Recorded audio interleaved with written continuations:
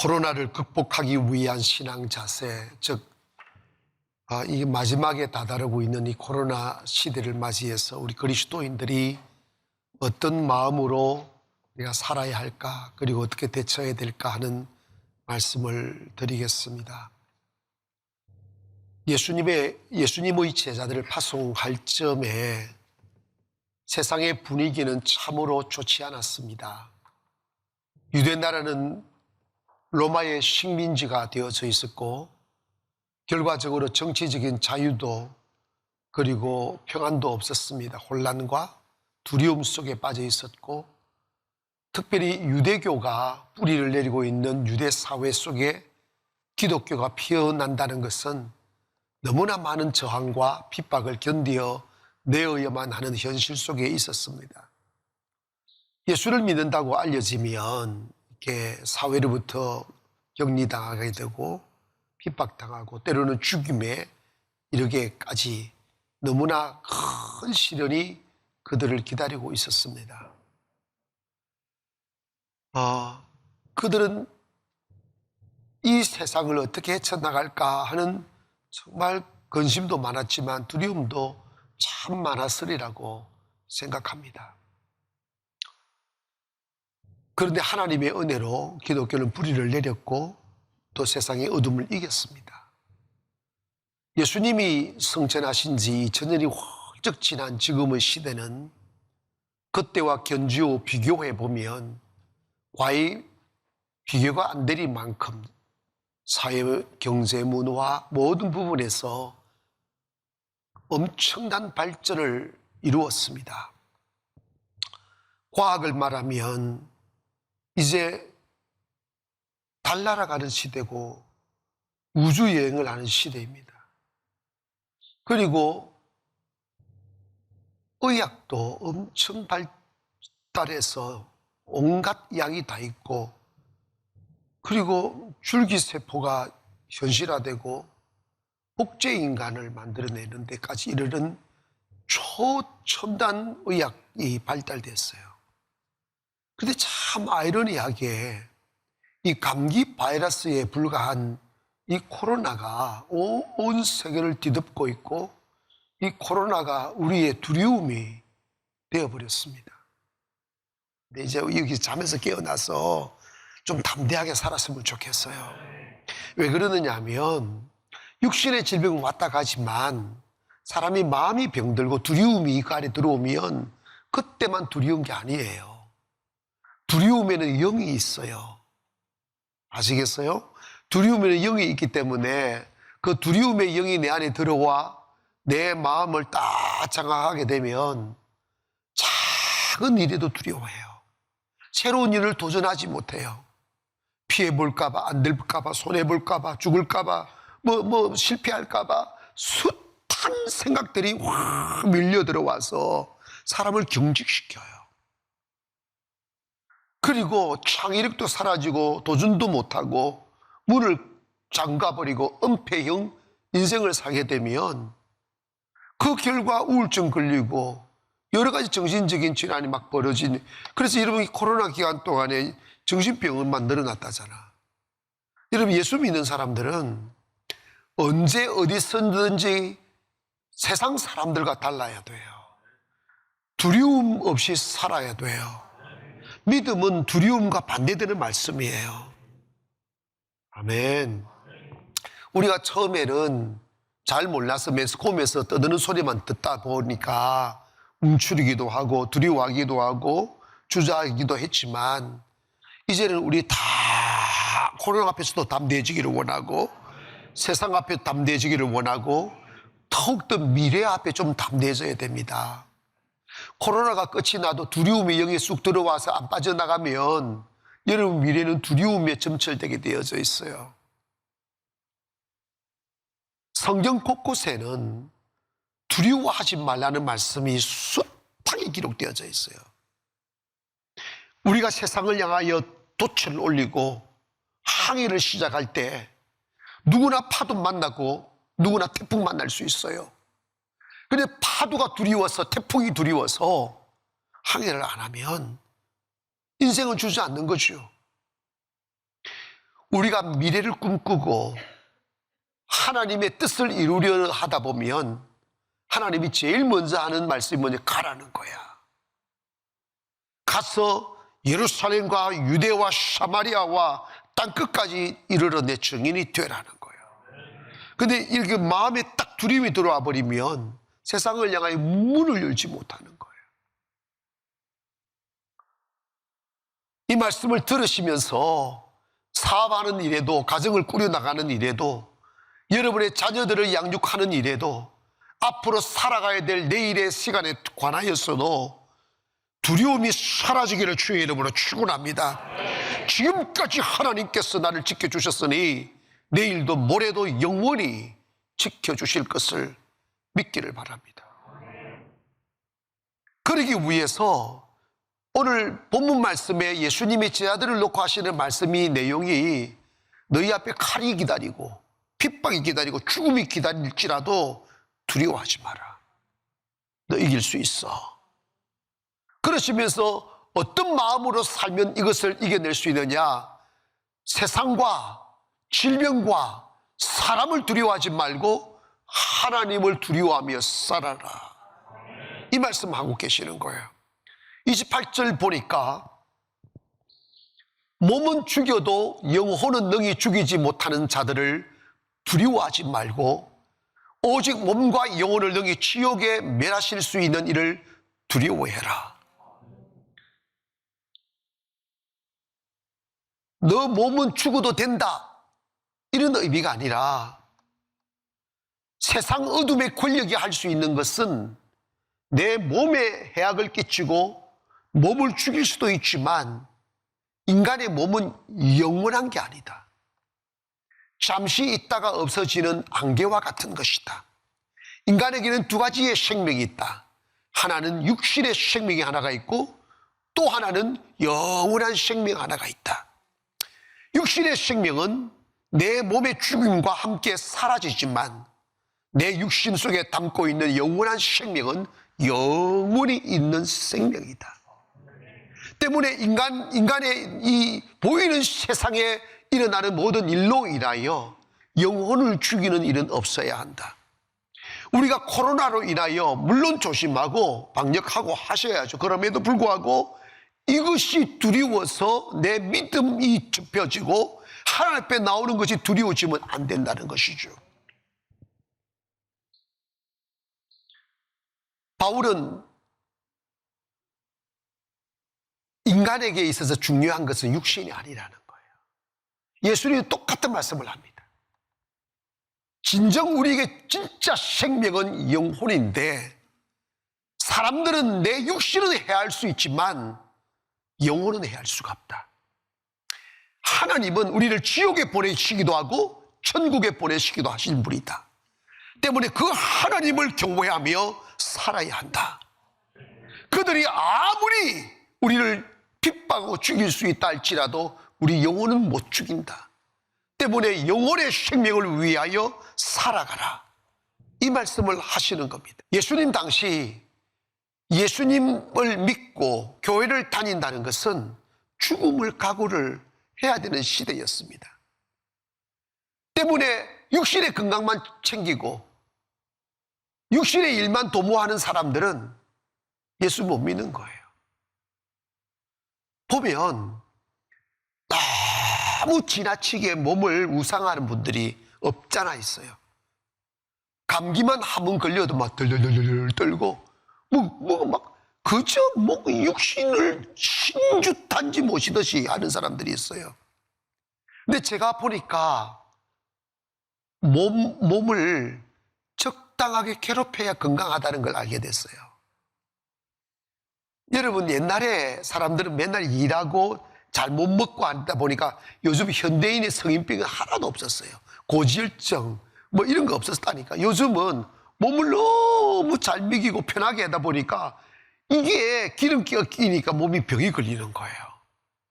그러나 맨날 달리기도 하고 푸시업도 하고 막 근육도 키우고 이러면 건강해진다잖아요. 여러분 있지 않습니까? 여러분이 육체를 깨어나기를 바랍니다. 그래 더 건강해요. 하나님을 두려워하고 하나님의 하나님이 하시는 일이라고 믿으시기를 바랍니다. 그러면서 주님이 또 인생을 살아갈 때 하나님의 섭리를 믿어라, 하나님의 경륜을 믿어라, 이 말씀은 29절을 보십니다. 시작. 참새 2마리가 한 아사리온에 팔리지 않느냐, 그러나 너희 아버지께서 허락하지 아니하시면 그 하나도 땅에 떨어지. 자, 이게 뭐냐면 이스라엘 사람들이 가장 쉽게 먹는 음식이 참새 요리였어요. 그리고 참새가 한 아사리온, 가장 적은 돈, 적은 가치, 하살것없고 보살것없는 생명입니다. 그 참새도 그 새총으로 쌀 때 하나님이 뜻하지 아니하면 그 참새도 안 죽는다는 거야. 그리고 우리에 관하여 말씀하실 때 하나님은 너희의 머리카락까지도 세신 바 되느니라고 그랬어요. 하나님은 얼마나 치밀하게 우리의 삶을 간섭하시느냐 하면, 여러분 하루에 머리카락이 대략 보통 사람 몇 개 빠지는지 아세요? 여러분 모르잖아. 나는 알아요. 왜? 설교 준비하려고 하다가 내가 조사를 해봤어요. 그랬더니 한 50개 정도 하루에 빠진대요. 자꾸 나고 빠지고 그러는가 보지. 아주 보잘것없는 것까지도 하나님이 간섭하신다는 거예요. 여러분이 인생 사노라면 여러분이 원하지 않는 시간을 맞이하게 돼요. 배신당하기도 되고, 사고나기도 하고, 사기꾼 만나기도 하고, 나쁜 사람 만나기도 하고, 병들기도 하고, 아파하기도 하죠. 그런데 여러분, 사람이 자기 육체만 생각하고 육신의 일만 도모하는 사람들은 그런 것들이 불편하고 힘들고 아프지만, 영혼의 성숙, 영혼의 아름다운 향기를 기대하고 그것을 목적으로 하여 살아가는 사람들은 육신의 고난과 핍박과 아픔이 우리로 하여금 깊은 믿음의 소유자가 되게 하고 하나님을 가까이 하게 되고 인격이 다듬어져서 향기가 나게 되는 거예요. 엊그저께 저를 가르쳤던 은사 목사님이 문자가 온 거예요. 제가 어릴 적에 세계 선교를 꿈꾸게 해줬던 그 목사님이 은퇴하셔서 웃자다가 내가 그 국민일보에 연재한 목회는 영권이라는 그걸 접하게 됐는가 봐요. 그러면서 그분 이야기를 했거든요. 그 목사님이 전도사님 시절에 하늘의 별, 땅에 이거 보면서 세계를 꿈꾸라는, 근데 그걸 빨간 줄을 이렇게 꺼서 이게 사진 찍어 보냈더라고요. 곰곰이 한번 생각해 보면, 여러분이 한 사람이, 한 목사가 여기서 용기를 주고 희망을 주는 메시지를 던질 때 그냥 하는 것이 아니라 그 뒤에 숱한 눈물의 세월들과 고난과 핍박과 아픔과 수없는 쓴 잔들을 수없이 마신 뒤에 그걸 이기고 견뎌내고 참아내고 그걸 다 아름답게 성화시킨 뒤에야 향기가 나오는 거예요. 그래서 지금에 와서 쭉 돌아보면 저 인생의 자랑이란 건 편안하게 살고 행복했던 시절을 자랑할 건 단 한 가지도 없고, 그 당시에는 부끄러웠고 아팠고 힘들었던 시간들이 지금은 면류관이 되어 저의 자랑이 되는 거예요. 왜? 그것을 통하여 내 영혼이 다듬어졌으니까. 여러분 인생의 항해에 파도도 만나고 비바람도 만나고 풍랑도 만나죠. 그때는 힘들고 두렵고 원망도 될 수 있지만 하나님의 섭리를 믿으세요. 이것도 하나님이 하시는 일이라고. 할렐루야. 불과 30년 전만 해도 우리 대한민국 교회가 살아있었어요. 성령을 사모했고 예배를 사모했고 여기저기 기도하는 사람으로 가득 찼었는데 어느새 잘 살게 되고 기름이 끼고 편안해지다 보니까 하나님 필요 없지 않는 시대가 돼버린 거예요. 그러다 보니까 육신의 편안함을 도모하다가 영혼의 깊은 잠에 빠져 성령이 소멸되고 하나님의 능력이 떠나가고 하나님의 살아계심을 증명하는 교회들이 사라져가는 거예요. 코로나를 통해서 다시 그 깊은 잠을 깨우는 거예요. 아멘. 다 이제 알고 있더라고요. 하나님께 다시 돌아가야 된다고. 사랑하는 여러분, 우리는 우리에게 다가오는 모든 일들이 하나님의 섭리인 것을 알고 나면 무슨 생각을 하게 되느냐 하면, 하나님은 언제나 선하십니다. 하나님의 뜻은 언제나 선하십니다. 잠시 우리가 고난을 당하여 눈물 흘릴 수는 있으나 그 끝은 아름다움이에요. 끝이 좋아야 돼요. 여러분, 지난 세월 다 돌아보면 다 하나님이 하셨어요. 하나님이 every day, every step by step, 한 걸음마다 결국은 하나님이 인도하시는 거예요. 제가 살아보니까 고난의 늪에 들어가지 않으려고 아무리 부둥겨도 하나님 훅 밀어버리더라고. 하나님 왜 이러시느냐고. 왜 날 이렇게 외롭게, 왜 날 이렇게 아프게 강야 위에 홀로 세우시느냐고. 그때는 동서남북을 돌아봐도 위로하는 자가 없어요. 모두가 나의 적인 것 같고 모두가 나의 원수인 듯한 그 외로운 광야에 세우시더라고.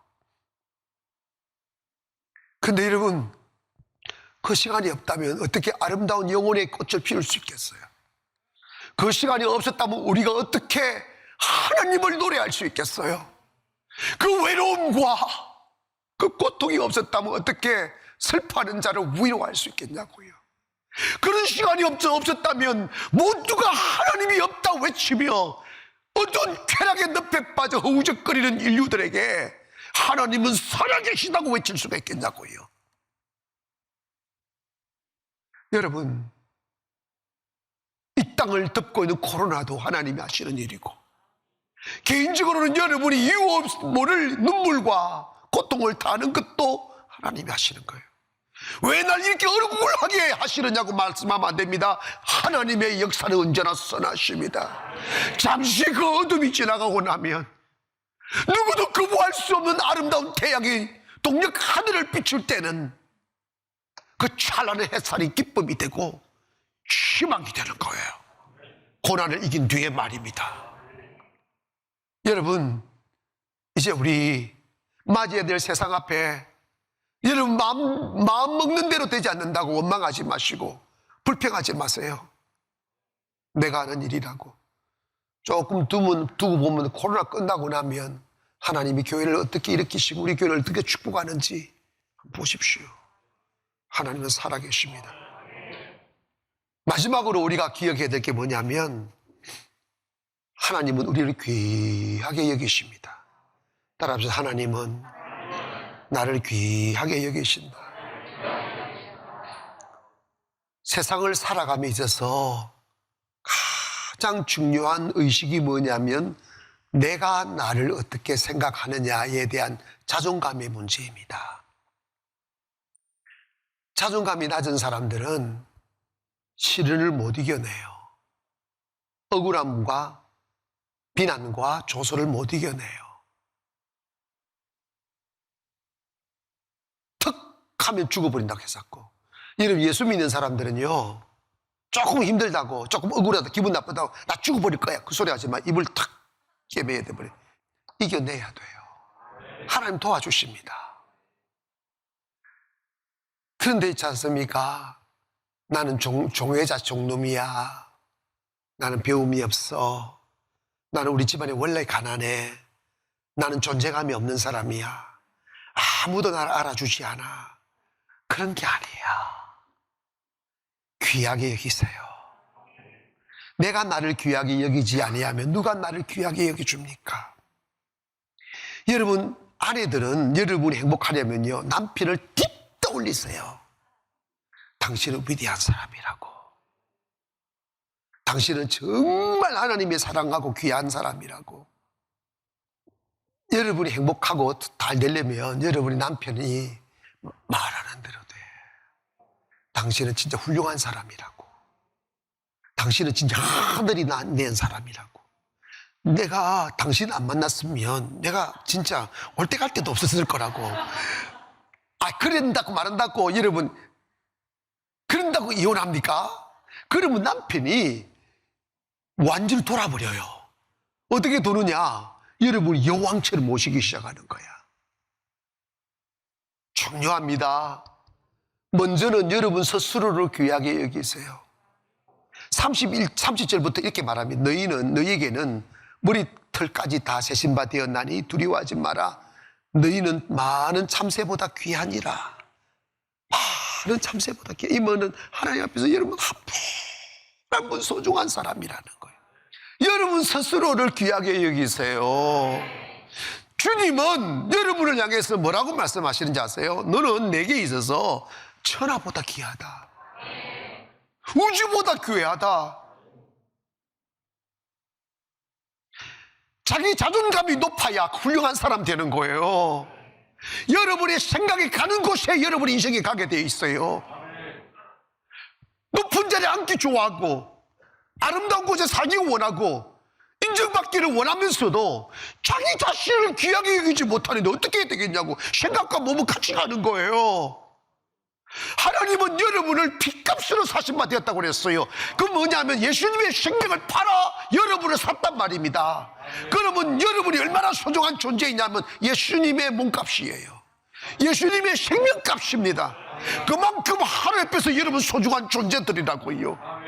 그런데 여러분 말 한마디 들었다고 자살합니까? 여러분 예수 믿는 사람은 핍박을 당해 당당하게 서 있는 거야. 지금 이렇게 살면 되잖아요. 할렐루야. 따라합시다. 나는 귀한 사람입니다. 아멘. 누가 여러분을 가소평가하고 여러분을 욕할지라도 마귀 새끼가 쑥 들어가지고 그래 나는 그런 사람이야. 나는 미친 머리가 나는 미친 머리. 이러지 마셔. 그 마귀가 하는 소리잖아. 하나님의 소리는 안 듣고 마귀 소리에 귀를 기울이냐고. 자존감이 있어요. 여러분 그러다가 여자들 싸우다가 욕 듣고 밖에 나갔잖아. 나가보니까 갈 데 있어요? 없어. 하루도 안 돼 돌아오게 돼 있어. 또 돌아올 때도 얼마나 창피합니까? 딱 이야기하세요. 따라합시다. 나는 소중한 사람입니다. 아멘. 여러분 아내만 남편을 귀하게 여기게 하는 게 아니고 남편도 아내를 귀하게 여겨야 돼요. 아멘. 이거 내가 듣겠습니다. 귀하게 여겨야지. 그리고 여러분 목사도 나는요 어디 가도 아무리 성도들이 해도 나는 다른 데 가서 우리 교회 성도들 비난하지 않아요. 절대로 비판하지 않아요. 다 감사하다고 정말 훌륭한 사람이 있다고. 은혜에 임하면 행복해져요. 살아보니까 인생은요 처음에 고난당하고 고생하고 점점 잘 되는 게 잘 가는 거예요. 때문에 여러분 꼭 기억하세요. 이 시대를 살아가면서 자존감을 높이세요. 나는 하나님께서 너무 소중한 존재입니다. 나 없으면 세상 안 돼.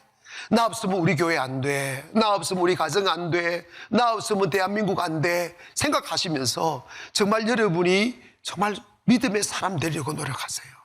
건강한 사람 되려고 노력하세요. 그리고 항상 사람들이 희망을 주는 말을 하시고 소망을 주는 말을 하시고 그리고 여러분이 하나님 앞에 성숙하고 축복을 받으려면 마귀가 막 공격해요. 그때 그런 말에 기울이지 마세요. 헤이, 털어버리면 끝났잖아. 왜 쑥 씹어 넣느냐고.